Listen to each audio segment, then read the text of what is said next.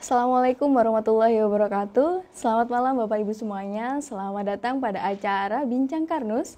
Pada tema kali ini kita akan membahas puasa sehat ibadah maksimal. Nah, bagaimana cara kita untuk menjalankan puasa yang secara sehat sesuai dengan konsep Karnus agar menunjang ibadah kita maksimal selama bulan puasa ini. Nah, pada acara hari ini, kita akan membagi sesi acara ini menjadi 3. Yang pertama yaitu akan ada pemaparan materi dari Bapak Iwan Beni Purwowidodo, dan juga untuk selanjutnya ada tanya jawab, sesi tanya jawab. Pada sesi ini Bapak Ibu dapat langsung menanyakan pertanyaan. Jika Bapak Ibu memiliki pertanyaan dapat langsung dituliskan pada kolom chat sehingga nanti akan kami bantu untuk langsung menyampaikan kepada pemateri kita. Nah, dan pada malam hari ini ada sesi ketiga yaitu launching produk makanan pertama di Toko Karnus, sehingga mohon dipastikan Bapak Ibu untuk tetap stay tune pada acara hari ini hingga akhir. Dan tanpa mengulur-ngulur waktu lagi, saya persilahkan kepada Bapak Iwan untuk menyampaikan materi pada acara Bincang Karnus kali ini. Selamat, silahkan Pak Iwan. Baik, Bapak Ibu, Assalamualaikum warahmatullahi wabarakatuh. Ya, alhamdulillah malam ini kita berjumpa lagi, dan kita malam ini spesial sekali karena kita adalah malam Ramadan. Jadi maraban di Ramadan, semoga pada Ramadan kali ini, Ramadan 1442 Hijriah, kita berusaha bagaimana kita menjadi kembali suci pada waktu kita nanti menjelang Idul Fitri nanti. Jadi saya sangat sayang sekali kalau kita selama bulan Ramadan ini kita menjadi orang yang merugi. Karena banyak sekali yang Allah janjikan kebaikan pada bulan Ramadan ini. Nah, pada tema kali ini saya akan membahas puasa sehat ibadah maksimal. Karena ibadah dalam bulan Ramadan adalah ibadah yang sangat sayangkan kalau kita tidak bisa maksimal pada bulan-bulan ini. Nah, malam ini kita akan mengkaji, yaitu kajian Karnus fokus pada ibadah puasa di bulan Ramadan. Harapannya pada saat kita melaksanakan ibadah puasa tadi, kita juga bisa melaksanakan ibadah-ibadah sunnah selama bulan Ramadan. Dan itu membutuhkan tekad dan membutuhkan fisik yang kuat. Nah, apa tips dan apa benefit dari ibadah puasa selama 1 bulan ini? Ayo kita kaji dalam kajian malam ini. Nah, puasa Ramadan adalah ibadah wajib bagi seorang muslim, masuk dalam rukun Islam. Jadi ini sangat mungkin bagi kita yang berusaha menjadi muslim taat, maka saya yakin tidak akan mudah untuk melewatkan namanya puasa di bulan Ramadan.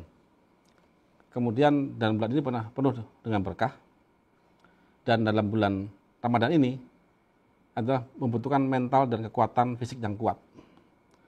Nah, setelah Ramadan mestinya tubuh itu sehat.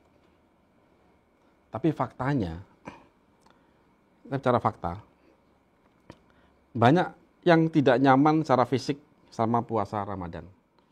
Jadi banyak sekali saudara kita, kalau dulu orang tua saya, setiap kali Ramadan, biasanya pada hari kelima, itu sudah mulai ada gangguan di dalam lambung. Akhirnya hari ke-6, ke-7 sangat susah payah untuk puasa penuh. Padahal ada keinginan besar untuk puasa. Jadi banyak sering bolong dan akhirnya tidak bisa maksimal. Kemudian saya dapat data bahwa setelah Ramadan biasanya banyak sekali penyakit dadakan muncul.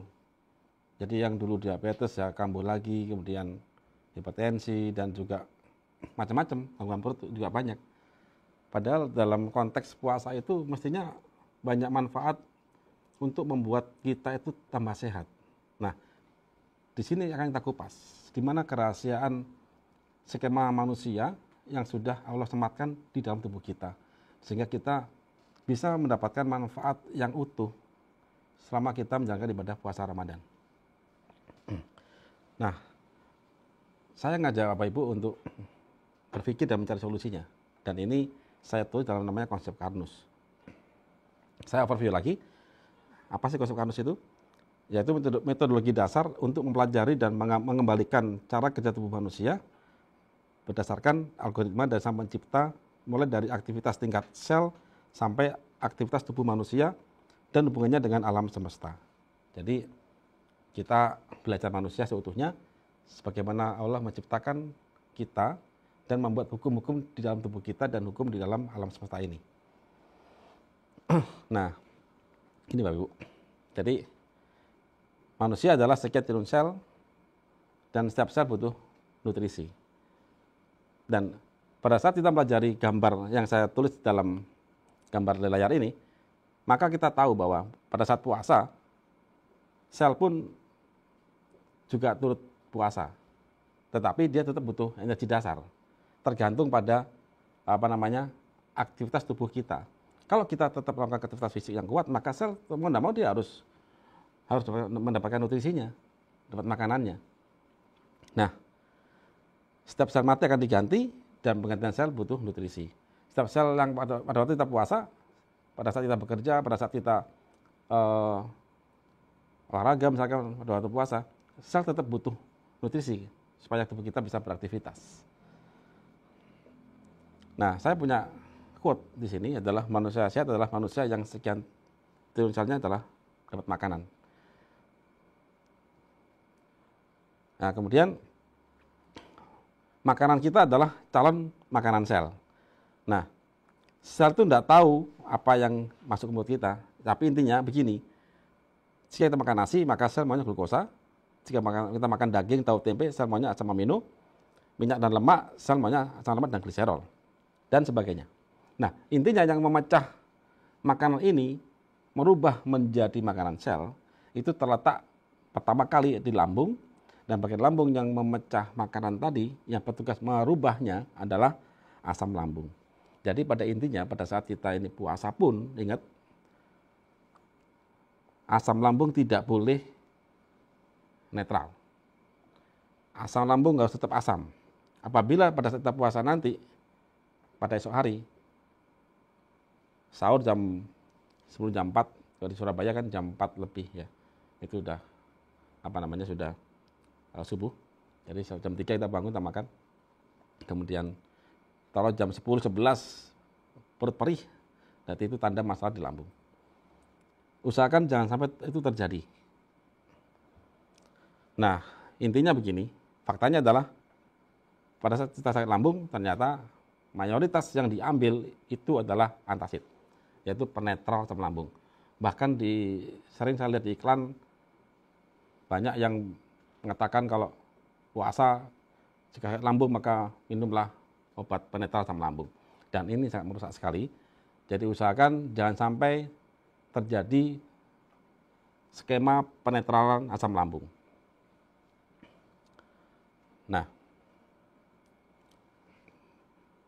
jika lambung itu luka, kemudian dinetralkan, maka pH naik, otomatis makanan tidak terpecah. Kok saya gambarkan adalah, kita makanan ini masuk ke lambung, kemudian lambung kita itu netral, kita kasih obat mah atau sesuatu yang basah. Akhirnya makanan ini tidak terurai lagi, sehingga sel-sel kita kelaparan, dan akhirnya mati, dan akhirnya banyak sekali penyakit. Ini terjadi secara umum ya. Setelah kita mengetahui hal ini, maka nanti kita bahas bagaimana kalau kita puasa. Nah, di sini saya gambar. Kita makan ini, menunya sekitar 2.655 kilokalori per hari. Jadi kebutuhan kita itu adalah satu hari itu 2.655 kilokalori. Sampai 3.000 antara itulah, tergantung aktivitas kita. Nah, di sini saya buat simulasi. Karbohidratnya 430 gram, lemaknya 75 gram, proteinnya 65 gram. Nah, si orang ini, dia hanya butuh energi 2.200 kilokalori sebenarnya. Dia makan sebanyak 2.655 kilokalori. Namun, lambungnya itu bermasalah. Dan dia sering membuat, begitu lambung sakit, maka dia minum obat penetral asam lambung. Nah, pada saat dia minum obat itu, atau lambungnya sudah terlalu parah sehingga asam lambungnya tidak banyak keluar, maka terjadi inefisiensi atau kegagalan atau tidak efisiennya pemecahan makanan menjadi makanan sel. Jadi protein akan turun pemecahannya menjadi 60%, karbohidrat akan turun 30%, lemak pun akan turun menjadi 60%. Kalau saya hitung lagi, jadi ini masuk ini makanan, lambung saya netral, kemudian gagal dipecah, daging yang saya konsumsi itu hanya dikonversi sekitar 40%. Karbohidrat yang saya makan, nasi tadi, hanya bisa dipecah sebesar 70%. Kemudian lemak yang ada dalam makanan saya hanya bisa dipecah sekitar 40%. Di totalnya hanya saya mendapatkan 1578 kilokalori. Ini yang diterima oleh sel. Sedangkan bahan bakarnya itu totalnya makanan saya itu 2655 kilokalori. Hanya terkonversi menjadi 1578 kilokalori.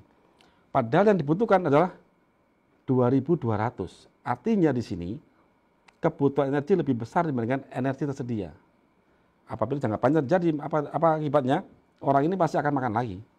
Lemaknya akan numpuk dalam darah, enzim dan hormon akan terganggu, sel kelaparan, tubuh melemah, dan banyak penyakit dan lain-lain. Ini skema secara garis besar pada tubuh kita. Nah, sekarang kita masuk ke puasa. Jadi kita bagi ada 2 tahap ya. Yang pertama adalah makanan sahur sampai jam 12 siang. Pada saat ini, sel kita ini, semua sel ini mendapatkan makanan dari makanan sahur kita. Dan kemudian dari jam 12 sampai berbuka puasa, sel harus hidup. Sel tidak boleh mati. Nggak dapat makan. Kalau dia nggak dapat makan, maka dia akan mati. Kalau otak gagal, otak kita kekurangan glukosa, kita akan pingsan. Begitu skemanya. Jadi pada saat jam 12 siang sampai jam buka puasa itu kemungkinan makanan sahur kita sudah habis. Maka tubuh akan melakukan proses-proses untuk membuat sel kita itu tetap hidup. Apa yang dilakukan?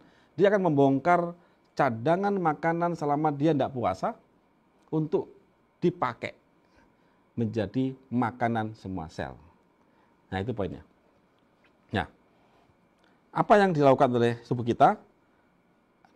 Tubuh kita akan melakukan namanya gluconeogenesis dan lipolisis. Dia akan membuat gula dari lemak yang dilakukan oleh liver dan ginjal. Kemudian apa lagi? Sel akan membuat lipolisis. Dia akan mengambil lemak adipus dalam cadangan lemak kita, kemudian dipakai menjadi energi oleh otot. Jadi gitu. Nah, apa yang diproses yaitu semua cadangan makanan, jadi cadangan lemak, glikogen, cadangan protein, cadangan hormon, amino dan sebagainya.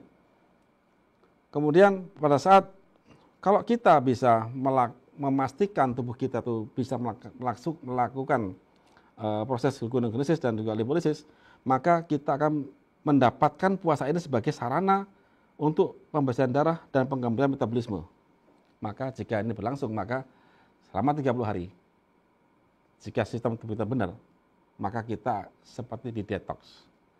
Jadi seluruh sumbatan darah ini akan dipakai, akan diurai lagi.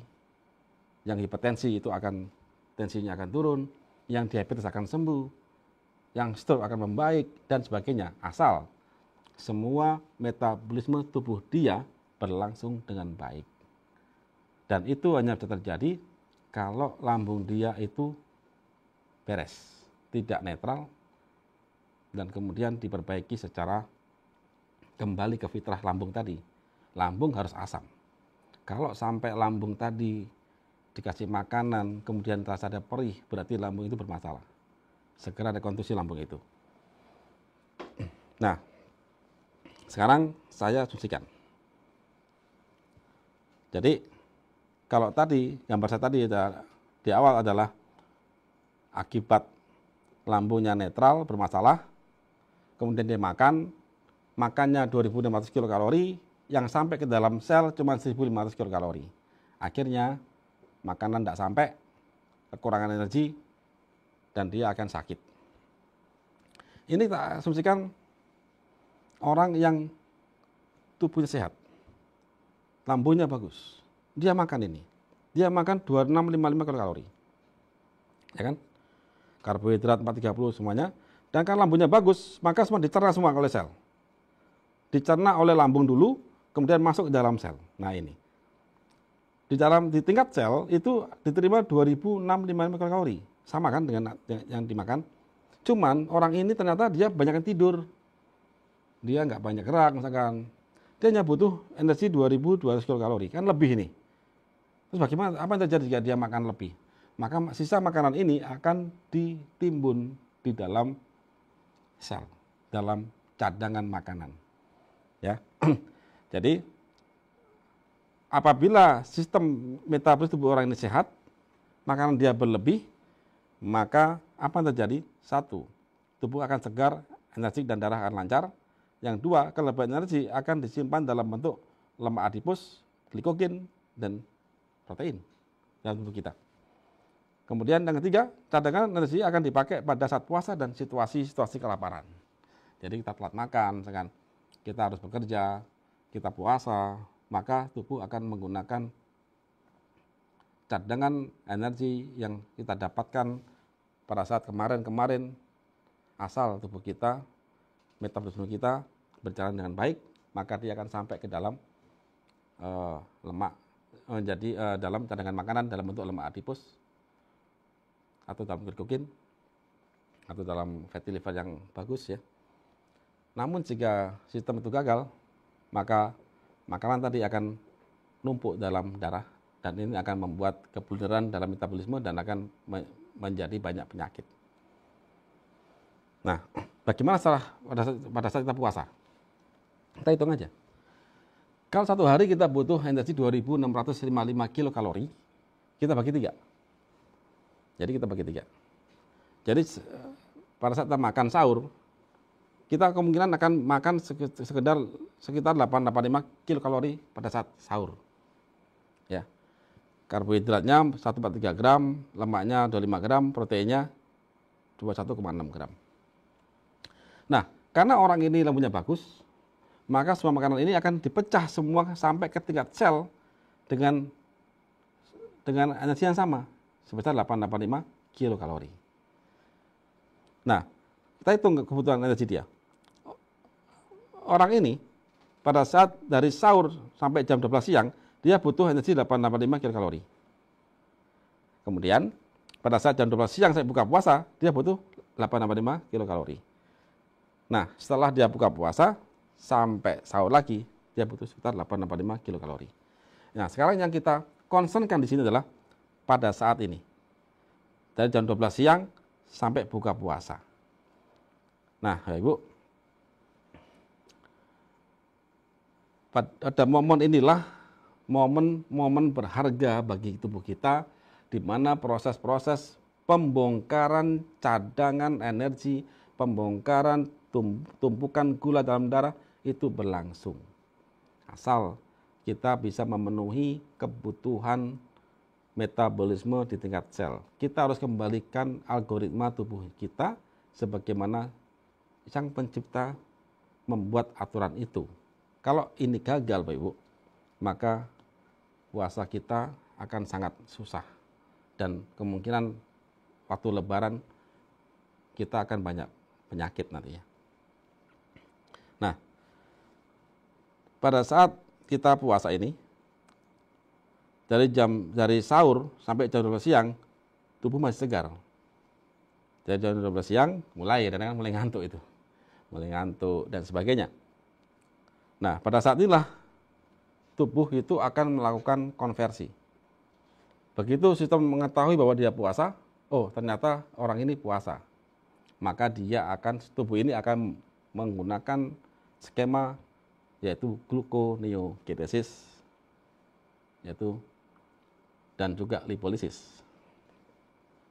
Yaitu lemak adipus akan dibongkar jadi keton dan glukosa, glikogen akan jadi glukosa, protein akan enzim dan hormon, kolesterol akan jadi hormon. Semua dipakai. Nah, apabila hal ini lancar ya, maka lulus puasa akan sehat.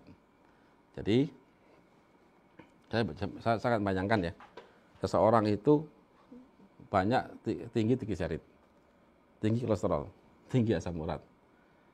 Apabila dia berhasil memperbaiki lambung dia dan dia makan sesuai makanan manusia, jadi makanan yang baik, maka dia tahu makanan baik itu seperti apa.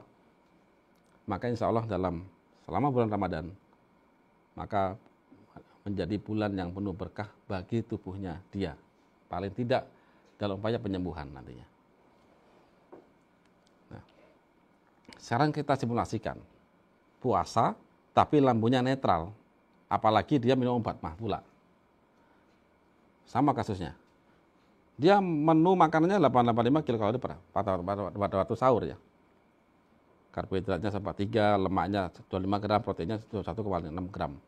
Karena lambungnya itu masalah, maka yang dikonversi hanya menjadi 524 kilokalori. Padahal dia butuh 885 kilokalori.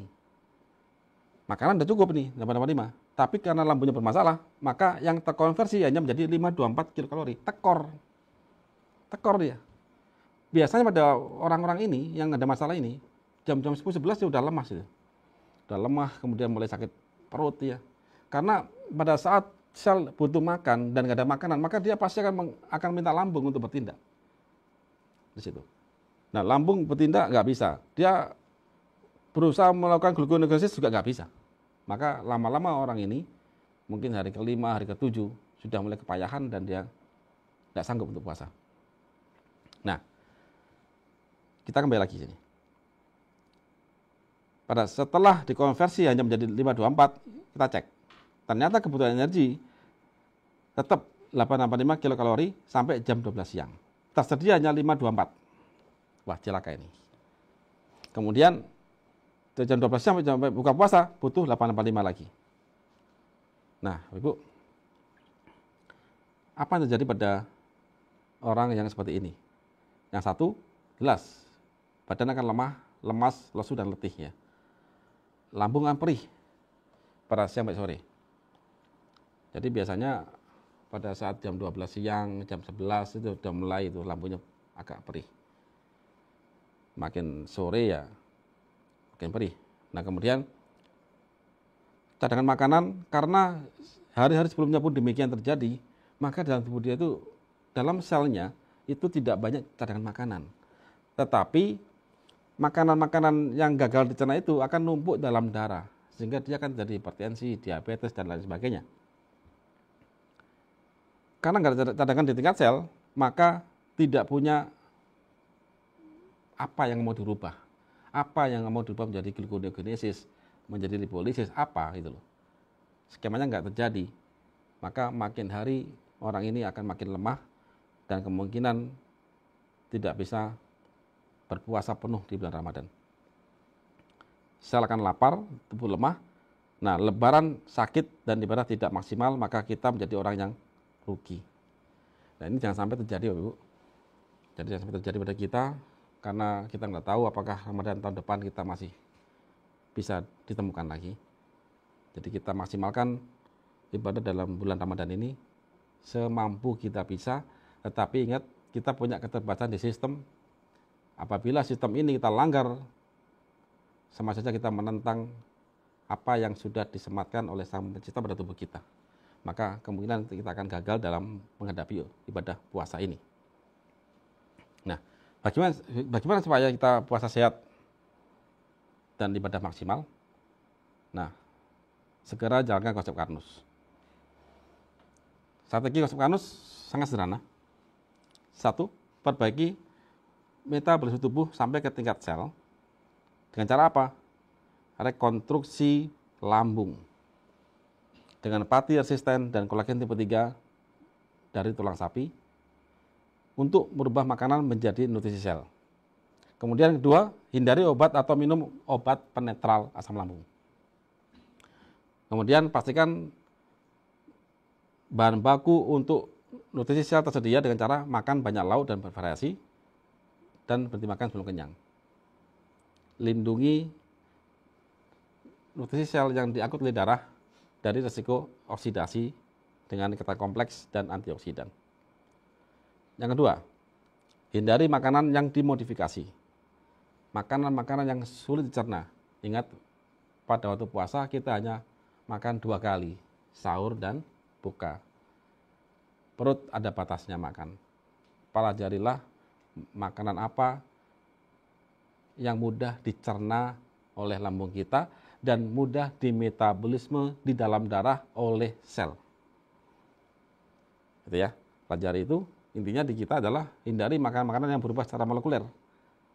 Contohnya ya lemak yang dimodifikasi, kemudian apa namanya, flavoring misalkan, pengawet, pewarna dan sebagainya. Yang ketiga, bakar lemak yang menumpuk dalam darah menjadi energi. Nah, pembakaran lemak ini sangat efektif pada saat kita puasa. Tapi kita harus penuhi bahan baku dan skema bahan pembantunya pada saat terjadi pembakaran lemak ini. Jadi tidak mudah bakar lemak, Ibu. Kita harus memenuhi skema dari Sang Pencipta itu. Kalau kita langgar, tidak terbakar lemak itu. Dan numpuk dalam darah dan akan jadi plak dan kemudian akan berpotensi menjadi banyak penyakit dan yang paling utama tubuh kita akan lemah. Apalagi selama puasa ini. Jadi pastikan momen kita di puasa itu adalah untuk membakar lemak dalam darah. Asal semua mekanismenya kita penuhi. Yang keempat, pastikan tubuh cukup istirahat dan berpikir positif dan selalu bersyukur. Apa langkah terapannya? Sahur dan buka ya. Pada sahur, awali minum dengan agi. Boleh campur kurma. Kalau nggak ada kurma, boleh ada madu sinta. Atau madu yang lain boleh. Kalau madu sinta memang kita setting yang mudah di metabolisme oleh tubuh. Yang kedua, setelah minum agi sereal, makan banyak lauk dan pertimbangkan sebelum kenyang. Nggak usah khawatir, saya nanti kelaparan. Sahur enggak. Jika lampunya beres, makan banyak lauk, bervariasi, pertimbangkan sebelum kenyang. Yang ketiga, saya sangat anjurkan nasinya menggunakan beras kardus. Terlebih pada pasien diabetes, hipertensi, dan lain-lain, atau stroke yang pingin sekaligus untuk mekanisme kesembuhan. Apakah orang biasa dianjurkan? Boleh.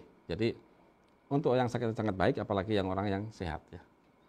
Nah, setelah makan, minum Al-Ghati dan hindari obat mah atau obat-obat penetral asam lambung. Pokoknya lambung itu harus bagus. Apa saat bagus? Asam lambungnya harus maksimal.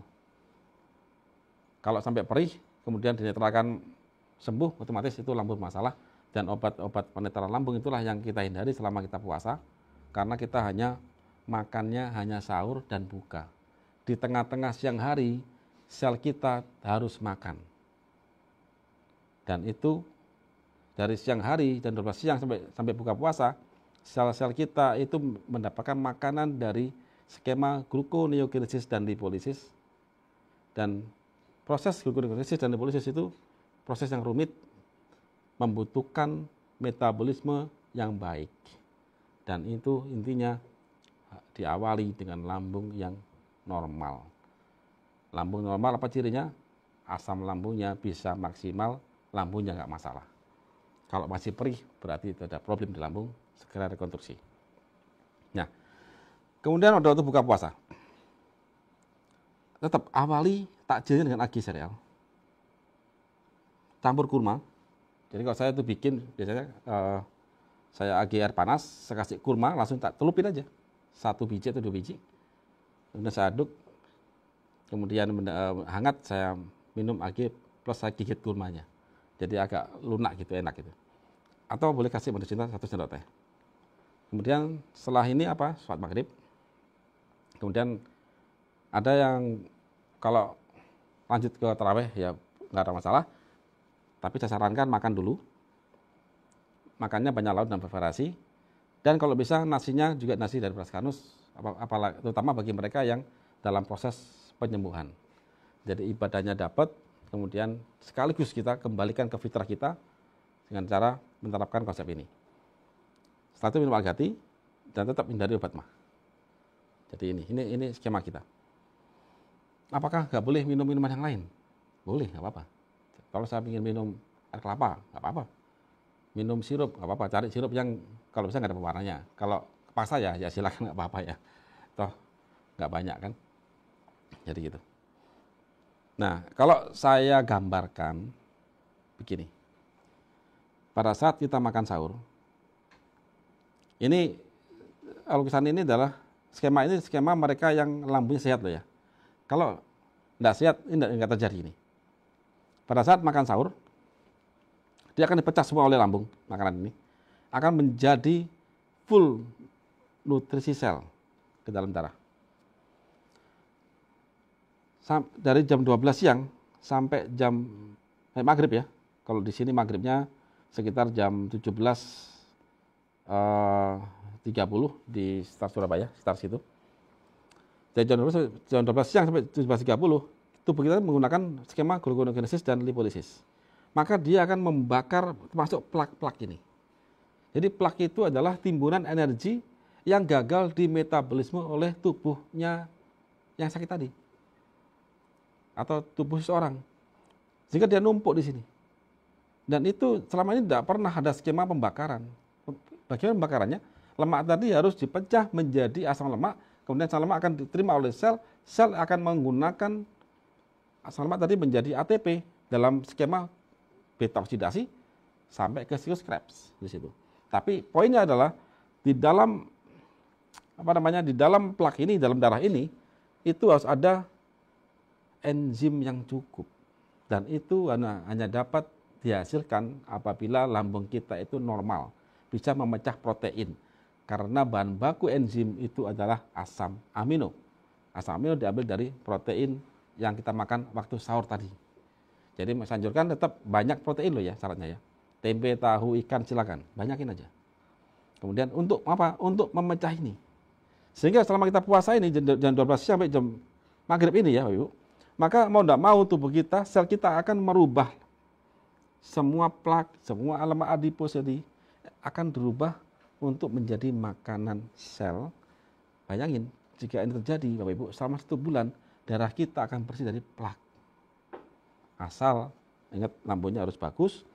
Makanan yang dimakan adalah makanan manusia, bukan makanan yang bukan makanan manusia. Jadi contohnya flavor, minyak yang dihidrogenasi misalkan ya, dan lain-lain. Jadi ini butuh ilmu untuk pelajari makanan tadi. Nah, kemudian plak akan hilang, darah akan bersih, tensi turun, gula turun, sebatan hilang. Insya Allah Bapak Ibu, selama 1 bulan ini kita ketemu Idul Fitri, maka tubuh sehat dan kembali ke fitrah. Nah, itu yang kita inginkan. Sehingga insya Allah kita bisa meraih kemenangan dengan mudah ya, dengan cara ini. Nah, ini adalah agak serial. Nanti bisa pelajari lebih lanjut.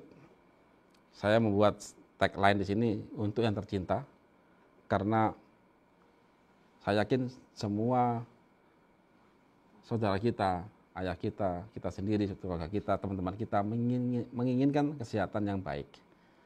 Maka insya Allah AG ini akan bisa menjadi lantaran kita untuk kembali sehat dengan cara mengembalikan fungsi tubuh sesuai dengan algoritma Sang Pencipta. Makanya saya buat tagline di sini untuk yang tercinta. Jika Bapak Ibu sayang pada orang tua, kasih saja kado ini. Apalagi puasa ini ya, sangat penting ini. Hati-hati, ini untuk pelindung darah, sehingga makanan yang kita makan waktu sahur itu tetap terlindungi selama dalam darah sampai dia habis. Tidak berubah. Kalau dia berubah sulit dicerna lagi, sehingga akan numpuk jadi plak dan sebagainya. Hati-hati membantu dalam melindungi makanan supaya tidak rusak dan tetap fresh sampai diterima oleh sel. Nah, kemudian beras kanus. Beras ini kami setting sampai perhitungkan sampai tempat pembakaran di dalam sel, yaitu di mitokondria, sehingga makanan ini akan mudah dicerna oleh sel. Sekaligus dia akan membantu aktivasi untuk pembakaran plak di dalam darah. Makanya saya anjurkan sekali Bapak Ibu yang memang menginginkan puasa ini sebagai sarana untuk pengobatan dan sekaligus mendapatkan kemudahan selama puasa, maka selama sebulan ini gunakan beras kanus sebagai pengganti nasi. Kemudian ini madu sinta, memang madunya memang kami setting dari bahan-bahan alami, dari buah, Jadi cocok bagi mereka yang ingin pemanis, tapi yang ada khasiat dari buah-buahan. Yang kita pakai adalah anggur, kemudian lemon, kemudian ada jahenya juga ya, sedikit, dan madu. Nah, saya ingin nyetel jingle ya. Kita punya jingle puasa di sini.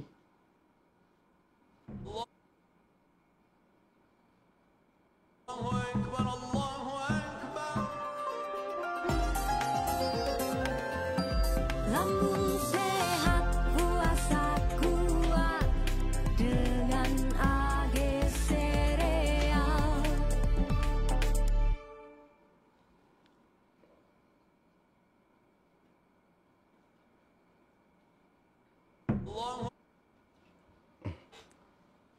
Baik Bapak Ibu, demikian pemaparan kami dari konsep Karnus.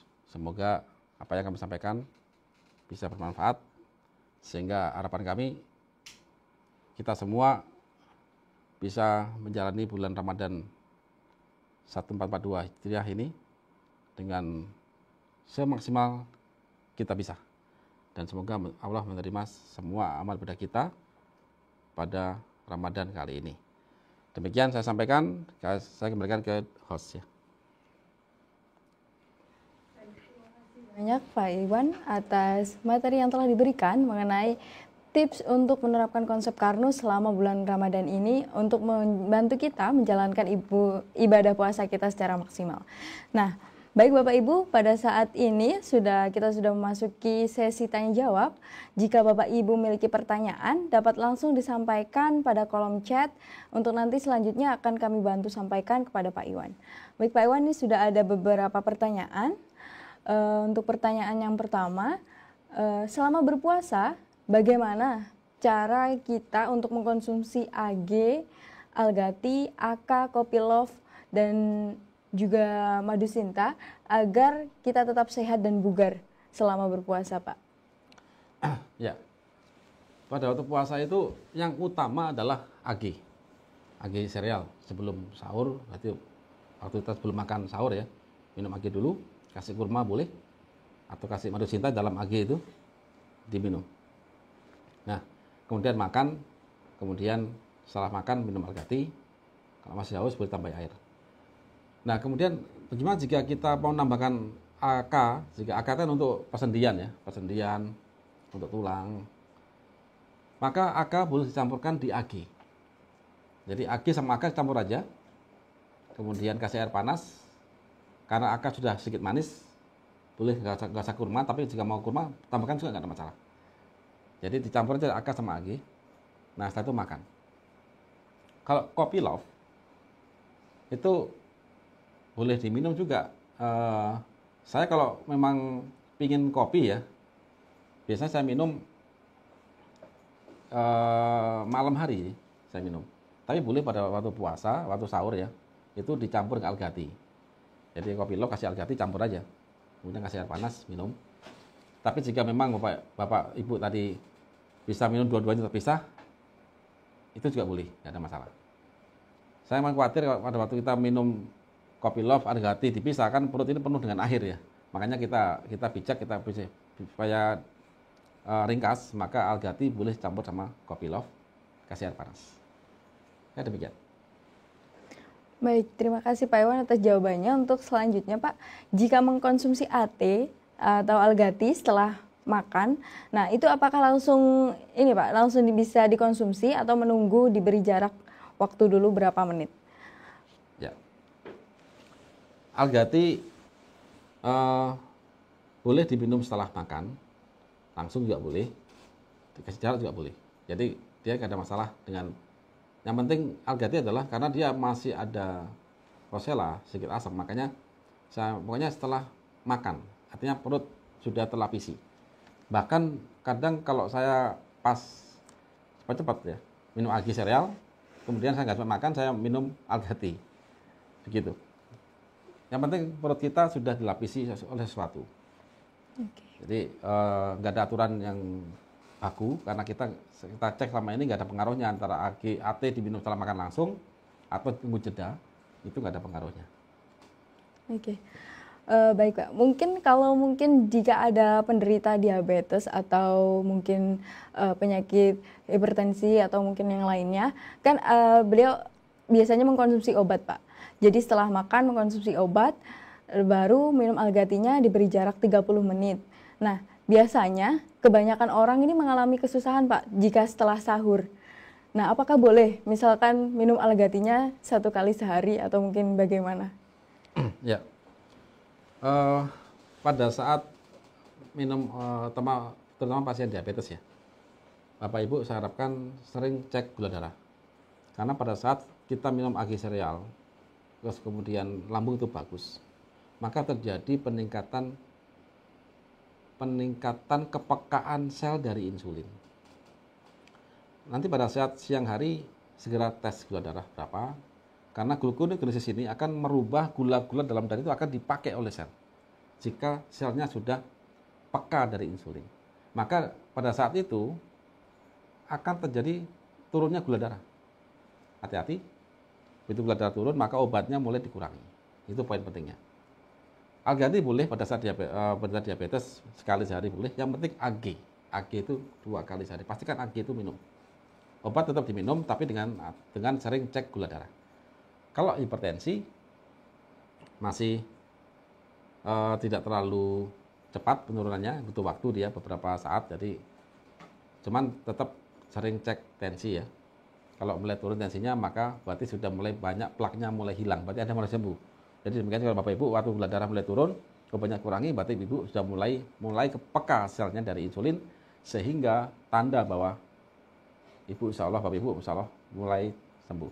Yang penting kontrol obatnya mulai, kalau gula darah mulai turun, maka obat mulai dikurangi pelan-pelan, termasuk insulin pun pelan-pelan dikurangi. Yang kita inginkan adalah kita sembuh kan, bukan setiap hari minum obat gitu ya. Jadi dengan sarana puasa yang kami sampaikan tadi di depan adalah suatu sarana atau waktu yang harap dimanfaatkan sebaik-baiknya. Insya Allah dengan penerapan konsep Karnus ini, diabetes, hipertensi, stroke akan lebih cepat membaik. Ya, demikian. Baik, terima kasih banyak Pak Iwan atas jawabannya. Dan untuk pertanyaan selanjutnya Pak, apakah yang dimaksud dengan makanan manusia itu bagaimana Pak? Ya, baik. Jadi kalau di dalam konsep Karnus yang kami pelajari itu adalah sampai ke tingkat metabolisme sel. Jadi kalau kita makan makanan sesuatu, dipecah oleh lambung, kemudian dibawa oleh darah. Nah, jika makanan tadi sulit dipecah di metabolisme dari darah ke dalam sel, maka itu bukan makanan manusia. Apa aja itu? Yang pertama adalah dari golongan minyak yang dirubah molekulnya. Minyak cair dirubah menjadi padat. Itu hidrogenasi misalkan. Karena kita nggak tahu pada saat hidrogenasi itu bukan cuma pemecahan rantai karbon dari 2 menjadi 1 tunggal, bisa terjadi polimerisasi. Dan itu sangat sulit dipecah oleh sel kita. Biasanya itu apa produknya? Krimer ya, bentuk krimer. Atau kalau beli makanan sesuatu, cek apakah ada kata-kata non dairy krimer. Nah, itu biasanya terbuat dari minyak yang dimodifikasi. Kita di sini bicara tentang kesehatan ya. Jadi saya fokus ke keilmuan. Jadi itu sebenarnya dihindari. Pokoknya setiap kali Bapak Ibu beli sesuatu, cek di situ. Jika itu dimakan, maka kurangi yang banyak mengandung non dairy krimer. Kemudian sebisa mungkin hindari makanan yang mengandung pengawet, pewarna. Saya yakin bahwa kita semua tidak bisa menghindari 100%. Tapi kalau kita bisa memahami ini, maka kita malah memilih gitu. Oh, sehari ini makan snack yang banyak flavornya. Oh, besok enggak, janganlah. Gitu kan ya. Jadi kita mulai mengatur makanan kita. Ini tadi. Kemudian makan makanan yang sangat-sangat pedas. Jadi hindari makan makanan yang sangat-sangat pedas, sehingga itu bisa merusak lambung kita. Kemudian makan makanan yang keras. Karena lambung kita ini kalau makanan kita itu keras, seperti marning yang keras ya, snack yang keras, itu akan di lambung itu bisa mengiritasi di lambung kita. Jadi itu yang kita harus kita pelajari. Jangan sampai kita suka makan makanan yang bukan makanan manusia. Semacam itu. Baik, terima kasih Pak Iwan. Untuk yang selanjutnya Pak, pada saat berpuasa kebanyakan ini berat badan tidak stabil Pak. Walaupun berpuasa bisa jadi berat badan juga malah naik. Nah, kira-kira aktivitas apa saja yang bisa mendorong pembakaran lemak dalam tubuh dan juga bagaimana nih penerapan konsep Karnus untuk mengantisipasi naiknya berat badan saat puasa ini? Ya, jadi begini. Kita seringkali terjebak dalam suatu pemikiran yang kurang tepat. Jika Anda berolahraga dengan bagus, dengan keras, maka Anda akan bagus, akan sehat ya. Nah, ini yang kita perlu koreksi. Jadi pada saat kita berolahraga, misalkan berolahraga, ingat pada saat olahraga itu sel itu butuh makan loh. Kita paksa dia lari, kita paksa dia treadmill, sepeda goes sekian puluh kilometer. Sel butuh makan loh. Dan makanan sel itu adalah, kalau sel otot, energi paling besar itu dari jenis lemak. Tapi ingat, sel tidak bisa makan trigliserid. Sel hanya bisa makan asam lemak. Dan pemecahan trigliserid menjadi asam lemak itu terjadi di dalam darah. Singkat cerita, pada saat pemecahan trigliserid menjadi asam lemak itu dipecah oleh enzim lipase, dan enzim itu dihasilkan dari asam amino yang diperoleh dari makanan yang kita makan yang dipecah oleh asam lambung. Makanan yang menjadi sumber asam amino adalah makanan berprotein, daging, tahu, tempe dan sebagainya. Yang tinggi protein akan dipecah oleh asam lambung menjadi asam amino dan menjadi bahan baku enzim. Kalau hal itu tidak terjadi Bapak Ibu, kita olahraga keras pun yang terjadi hanyalah penyakit nantinya. Nah, oke, kita anggap Bapak Ibu sudah menerapkan konsep Karnus. Perbaiki lambung, makan banyak lauk, kemudian berhenti makan sebelum kenyang, ganti berasnya dengan beras Karnus, maka ini akan mempercepat pada saat jam 12 siang sampai maghrib. Maka mau tidak mau, jika sistem tubuh ibu, bapak ibu tadi itu bekerja normal, ada lipasenya, kemudian selnya tidak butuh dari insulin, maka mau tidak mau sel butuh hidup bapak ibu. Bapak ibu sedikit kerja aja, sedikit jalan aja, sedikit berpikir sedikit ya, kemudian gendong anak misalkan, maka mau tidak mau sel itu akan butuh energi dan dia akan merubah lemak dalam darah, lemak dalam adipus itu akan dipecah menjadi energi. Mau tidak mau akan terjadi penurunan berat badan. Kemudian maghrib terapkan lagi, minum agi sereal, beras ganti beras Karnus secukupnya, banyak lauk, sholat tarawih. Nah, dengan aktivitas seperti ini, Bapak Ibu, insya Allah kita akan turun berat badannya dengan sehat. Yang kegemukan akan turun, yang kurus akan naik. Jadi ini akan ditemui di dalam konsep Karnus. Di kita tidak ada mengenal pengurusan, tapi kita kembali ke proporsional. Saya kira demikian. Baik, terima kasih Pak Yan. Mungkin apakah ada saran untuk olahraga yang dilakukan itu Pak? Mungkin apakah setelah berbuka puasa atau pagi atau bagaimana Pak? Ya, kalau pada saat membakar lemak itu terjadi pada saat jam 12 siang sampai maghrib pada saat gluconeogenesis. Jadi bisa dilakukan sore. Jadi sore itu olahraga, gitu ya. Saya sore kalau saya dalam konteks ini dalam puasa itu sore. Jadi sore kita olahraga jalan-jalan aja, terserah olahraga apa terserah. Yang penting jangan diforsir, santai aja. Wah keringat nanti buka puasa. Kalau pagi saya khawatirkan kalau pagi olahraga itu energi kita yang untuk jam 12 siang itu sudah habis nantinya. Lebih baik pagi itu aktivitas ringan aja. Nah sore kita pakai untuk olahraga. Saya kira demikian. Oke, baik Pak. Jadi walaupun puasa kita tetap berolahraga untuk menunjang agar tubuh kita tetap sehat juga Bapak Ibu. Untuk pertanyaan selanjutnya, Pak, jika untuk pasien asam urat, bagaimanakah cara untuk konsumsi AGAT-nya, Pak? Minumnya berapa kali? Ya, kalau untuk asam urat ya ini momennya yang pas. Jadi asam urat terjadi akibat sel kelaparan sehingga banyak mati. Kemudian matinya itu akhirnya terdegradasi menjadi tumpukan asam urat. Karena asam urat hanya bisa dikeluarkan lewat urin, dan ginjal itu punya kapasitas maksimal per hari untuk mengeluarkan asam urat. Jika jumlah kematian sel lebih tinggi dari jumlah asam urat yang bisa dikeluarkan oleh ginjal, maka terjadi penumpukan. Nah, kita harus tahu kenapa kok mati selnya, gitu kan? Pertama, kemungkinan akibat kelaparan, artinya metabolisme nggak jalan. Yang kedua, akibat bisa jadi terjadi sel abnormal kayak kanker, kista, tumor, tinggi asam uratnya. Yang ketiga dari makanan. Kalau dia banyak sekali makan makanan yang mengandung DNA. Nah, saya kira makanan ini yang terakhir aja lah.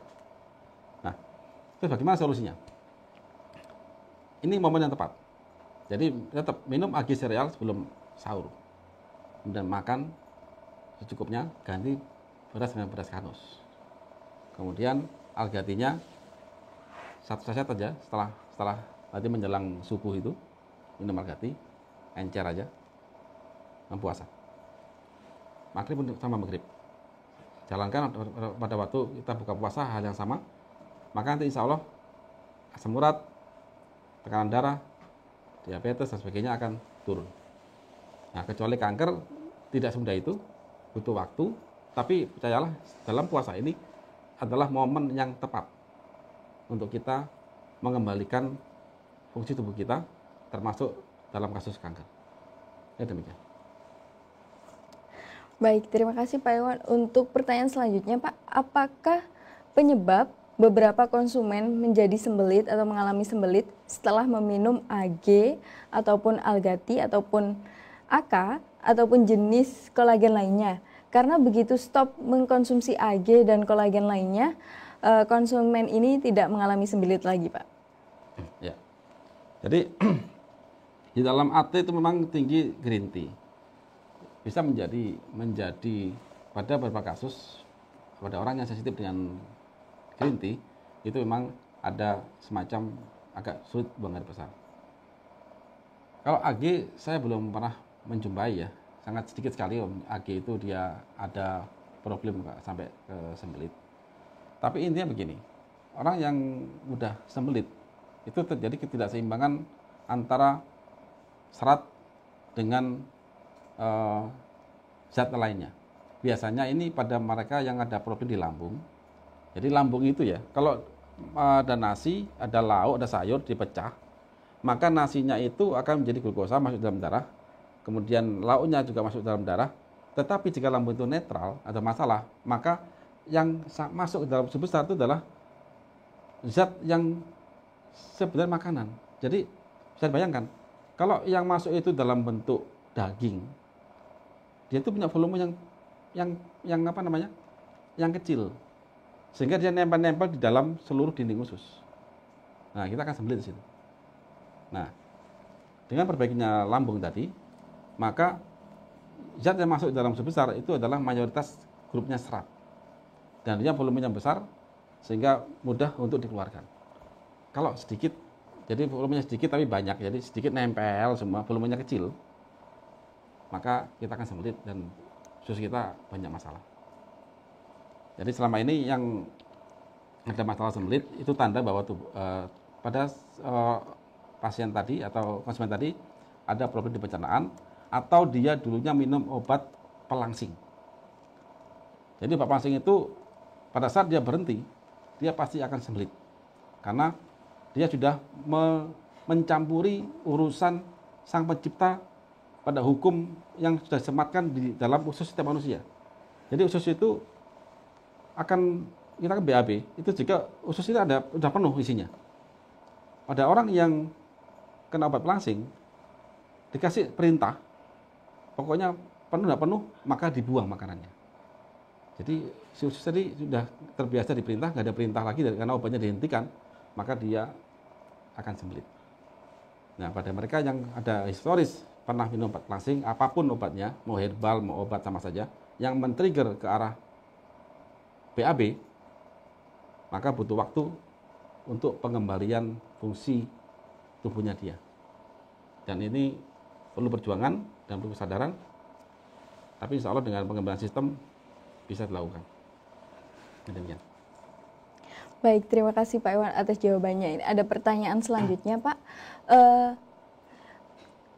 Makanan apa yang mengandung DNA itu seperti apa, Pak? Atau mungkin ini yang dimaksud makanan yang dapat membantu memperbaiki DNA dalam tubuh? Ya, jadi begini. DNA itu ada dalam sel. Jadi kalau ada kita cek kayak gini ya, kita cek tubuh, kita menyembelih kambing. Bagian organ yang sangat rapat dengan sel itu, atau bagian tubuh yang sangat rapat dengan sel itu adalah organ. Sedangkan daging itu selnya besar-besar, sehingga kalau kita cek dalam 1 cm atau 1 iris begini, itu kita hitung selnya tidak banyak. Kalau jeroan dalam satu luasan segini, maka jumlahnya sangat banyak. Jadi seperti jumlah penduduk di Jawa dengan jumlah penduduk di Pulau Sumatera per meter persegi. Nah, kalau organ, karena dia bekerja, maka jumlah selnya sangat rapat. Kalau daging itu seperti jumlah penduduk di luar Pulau Jawa negara kita, itu sangat sedikit. Tapi satu orang bisa menguasai banyak lahan gitu ya. Nah, pada saat kita makan makanan yang banyak DNA, otomatis DNA itu ada 2 jenis basa, purin dan pirimidin. Ya. Yang purin ini harus dipecah oleh tubuh kita, sel kita, menjadi ujung-ujungnya menjadi asam urat, nanti dibuangnya. Jika kita makan terlalu banyak jeroan tadi, maka jumlah DNA yang masuk ke dalam darah kita itu tinggi dari makanan tadi. Mau tidak mau, jika berlebih akan dibuang menjadi asam urat. Begitu. Jadi itu definisi dari makanan yang tinggi DNA, yaitu makanan-makanan yang tinggi jumlah selnya. Kita makan. Apa contohnya? Jeroan tadi. Kemudian jeroan itu bahasa Jawa ya. Kalau bahasa ilmiahnya itu ada organ. Nanti organ dari suatu hewan yang kita makan, mulai jantung, ginjal, usus ya. Oh, ini organ. Dia bekerja dia. Kemudian di tanaman itu dalam bentuk biji-bijian, karena dia digunakan sebagai untuk sebagai embrio nantinya untuk reproduksi. Maka itu yang perlu kita agak hati-hati. Baik, terima kasih Pak Iwan. Untuk selanjutnya ini ada pertanyaan, Pak Iwan, di kaki saya ada mata ikan, tapi sampai sekarang belum sembuh juga. Saya baru 1 minggu mengkonsumsi alga series, dan saya juga ada riwayat diabetes, dan baru 2 bulan ini sudah diamputasi jempol kaki kanan saya. Mata ikan ada di jempol kaki sebelah kiri. Nah, bagaimana Pak penerapan konsep Karnus untuk penanganan keluhan saya ini? Ya, jadi kalau diabetes, karena Bapak baru seminggu ya, jadi sabar Pak, insya Allah 3 bulan akan beres. Tapi dengan adanya puasa ini, insya Allah dipercepat itu kesembuhannya. Jadi diabetes itu adalah karena kebudekan sel dari insulin. Jadi sel tubuh Bapak itu tidak peka dari insulin. Atau kata orang Jawa ya, budek ya. Kita perlu pelajari. Pada saat darah membawa gula, ketemu sel, maka Allah membuat satu skema. Sel, kamu bisa makan darah dari gula jika ada perintah dari insulin. Nah, diabetes itu Bapak Ibu, selnya budek dari insulin. Diketuk 1 insulin tidak cukup, butuh 2 insulin, butuh 5 insulin, butuh 7 insulin. Akhirnya yang bikin insulin capek gitu. Dia mati sebelum waktunya. Akhirnya diabetes. Nah, terus bagaimana? Kita harus perbaiki kebudekan sel dari insulin. Apa caranya? ternyata yang membuat budak sel itu adalah suatu zat dari lemak yang gagal di metabolisme oleh tubuh Bapak tadi. Nah, segera perbaiki. Yang kita lakukan pada saat puasa adalah kita membakar lemak tadi dalam darah yang membuat budak dari sel dari insulin menjadi energi. Lama-lama pelak itu akan habis, sel Bapak akan peka dari insulin, maka diabetes Bapak akan sembuh, termasuk mata ikan tadi. Jadi itu sambungan dari diabetes. Jadi termasuk luka gangreng pada diabetes itu adalah sel kelaparan massal. Dia mati massal. Tidak mampu regenerasi, akhirnya terjadi infeksi, namun dipotong.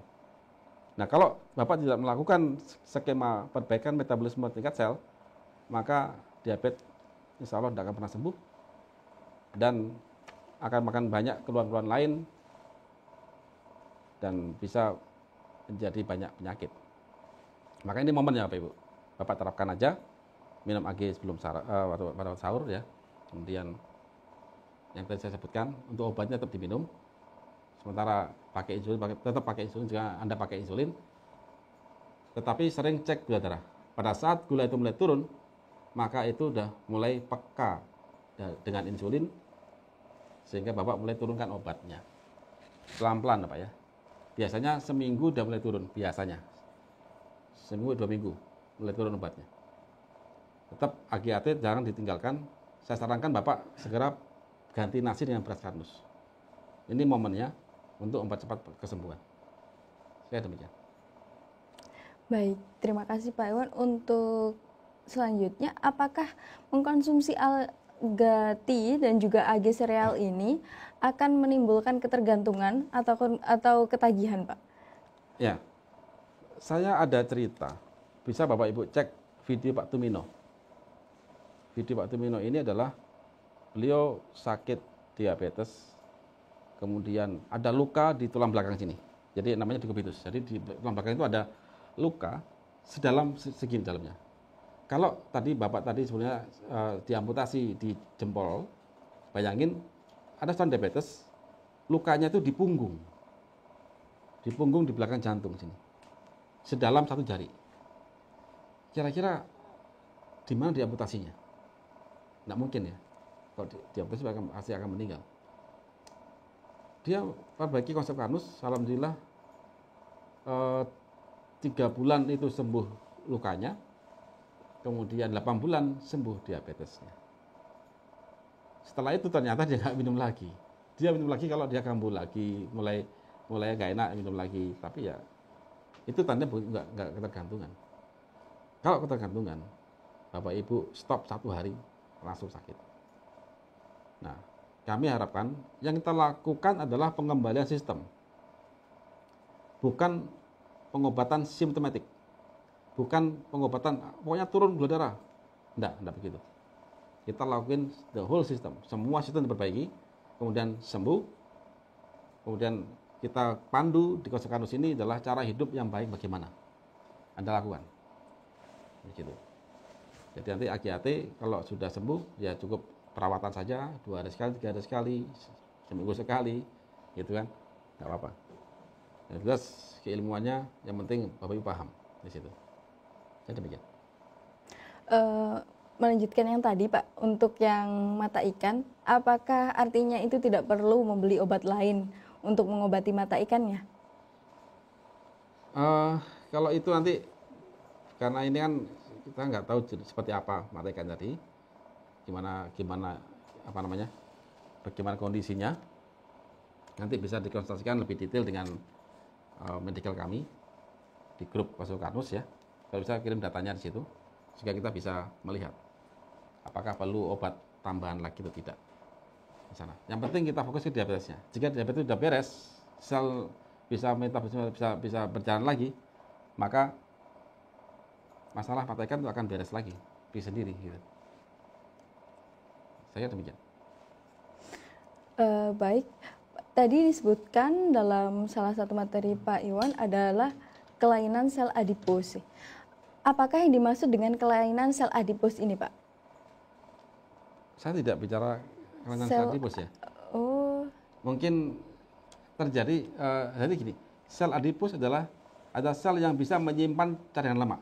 Jadi pada saat tubuh kita makan gula, kemudian atau lemak ya, gula berlebih pun jika berhasil masuk dalam sel, jika orang tadi tidak bekerja, tidur ya, maka akan menjadi lemak adipus di gudang sel. Gitu. Nggak masalah itu cadangan makanan, gitu kan. Nanti itu dipakai pada saat kita puasa, kita kelaparan, misalkan, kita olahraga keras, itu dipakai cadangan itu. Saya demikian. Oke, baik Pak Iwan. Untuk pertanyaan terakhir Pak,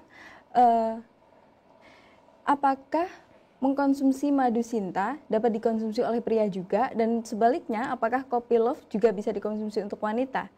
Dan apakah manfaat dari penggunaan krim pasutri?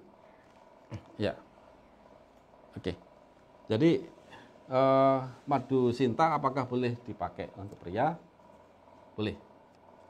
Saya sering juga minum madu Sinta, saya campur dengan kopi Love. Rasanya enak sekali dan cepat efeknya juga.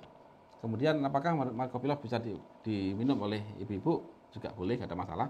Karena sebenarnya yang kita berikan di dalam ingredient tadi itu adalah ingredient suportif, dan dia tubuh kita akan menggunakan sesuai peruntukannya, begitu.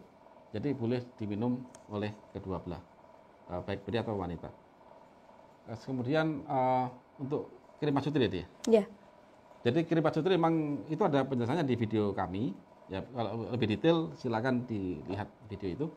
Intinya begini, kita mengoptimalkan fungsi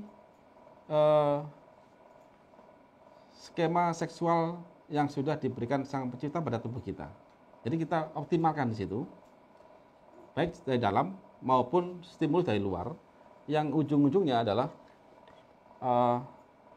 kedua pihak akan mendapatkan suatu kegiatan seksual yang sangat diinginkan oleh kedua belah pihak. Intinya membuat pasutri ini akan lebih baik, lebih harmonis ya, dengan tanpa memaksa memacu kinerja tubuhnya. Karena banyak sekali sekarang kita temui seseorang ingin sehat, ingin kuat, seorang laki-laki minum obat kuat yang akhirnya jantung dan ginjalnya kena. Nah, di kami tidak begitu.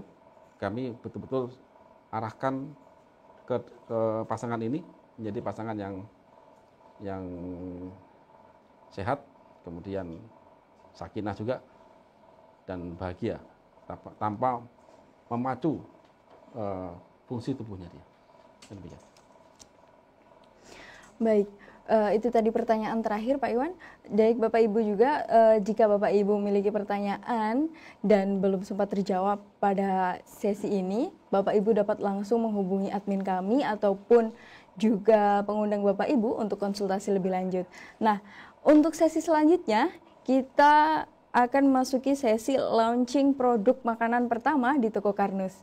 Nah, untuk kali ini saya persilahkan kepada Pak Iwan untuk memberikan persembahan atau menjelaskan tentang apa produk makanan pertama yang akan di-launching oleh Toko Karnus di bulan Ramadan ini. Baik Bapak Ibu, untuk ini mohon untuk Bapak Ibu tetap stay tune dan juga tetap mengikuti acara hingga akhir, sehingga nantinya akan mendapatkan informasi tentang produk-produk makanan yang sesuai dengan konsep Karnus dan akan segera launching di Toko Karnus. Baik, kepada Pak Iwan kami persilahkan.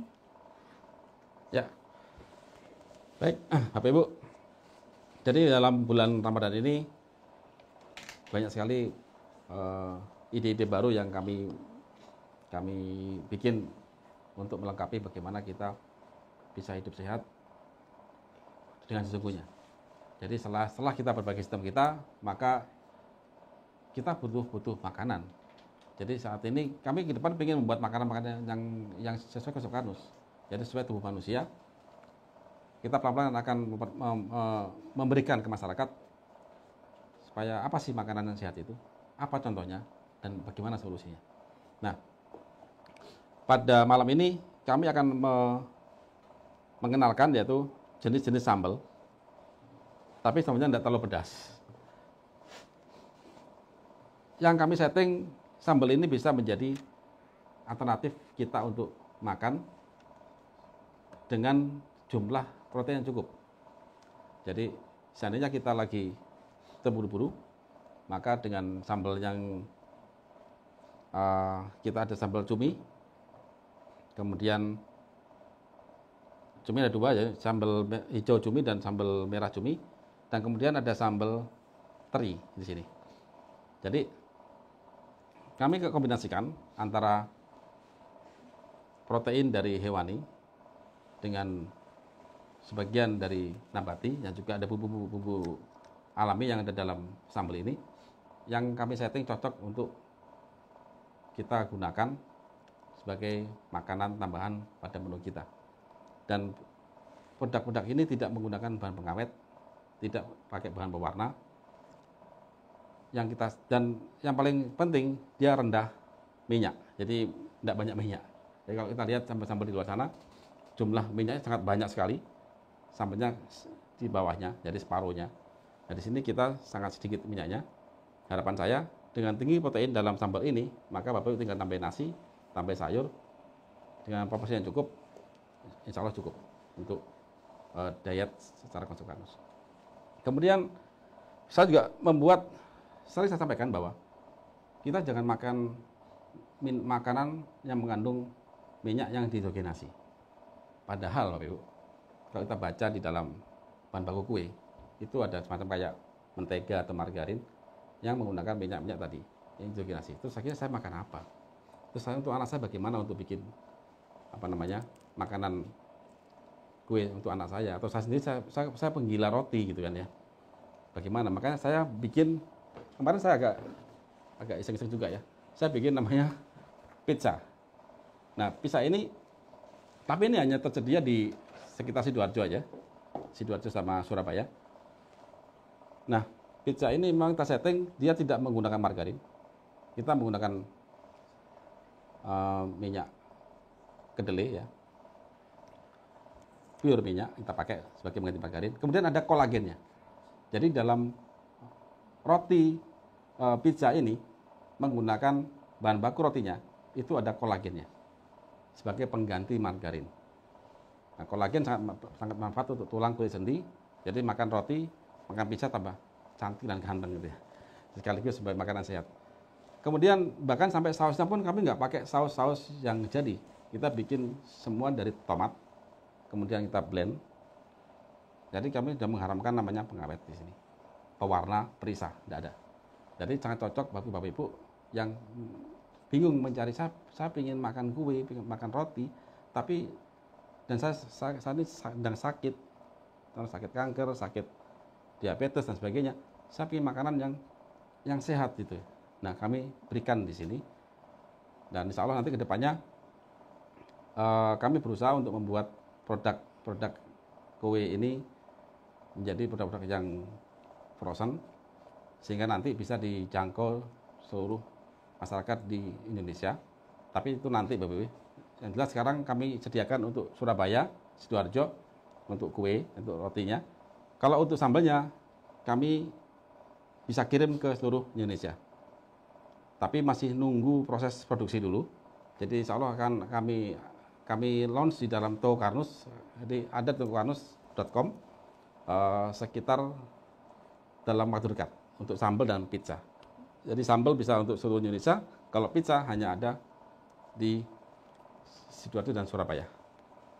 Saya kira demikian. Semoga produk ini bisa diterima oleh Bapak Ibu dan bisa menjadi tambahan menu selama kita puasa. Dan insya Allah apa yang kami berikan, kami setting dalam produk ini adalah produk yang sesuai dengan tubuh kita dan akan manfaat untuk tubuh kita. Demikian. Baik, terima kasih Pak Iwan atas penjelasannya mengenai produk-produk baru, produk makanan yang baru launching di Toko Karnus. Dan tak terasa kita sudah berada di penghujung acara. Dan jika Bapak Ibu memiliki pertanyaan lebih lanjut, dapat langsung menghubungi admin kami dan ataupun menghubungi pengundang Bapak Ibu sekalian untuk nantinya akan dibantu untuk menjawab pertanyaan-pertanyaan Bapak Ibu. Baik, kepada Pak Iwan, saya persilakan untuk memberikan prakatanya pada acara hari ini. Baik Bapak Ibu, apa yang saya sampaikan tadi di pembahasan tentang puasa dan juga tentang lambung sudah kami tulis dalam majalah yang baru, yaitu di sini ada gangguan lambung adalah ibu dari berbagai penyakit.